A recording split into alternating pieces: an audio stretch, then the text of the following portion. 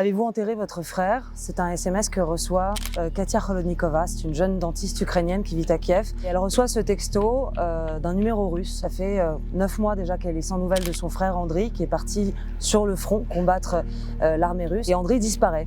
Katia est évidemment très inquiète et donc quand elle reçoit ce texto, elle comprend que l'auteur du texto est forcément un soldat russe et qu'il doit avoir la clé de ce qui s'est passé avec son frère. C'est le point de départ de 2 enquêtes, celle de Katia elle-même qui va essayer de comprendre qui est cet homme, de savoir surtout ce qui est vraiment arrivé à son frère et comment il est mort.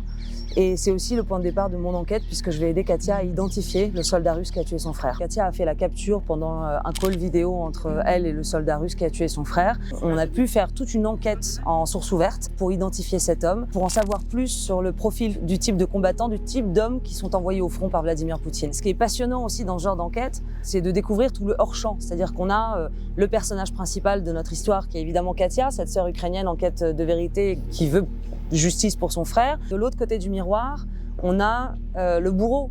Et ce bourreau, il va aussi gagner une humanité. Et plus elle va lui parler, plus elle va apprendre à le connaître, plus elle va se rendre compte que finalement c'est aussi le frère de quelqu'un, c'est le fils de quelqu'un. À travers ces échanges, naît cette humanité de l'autre.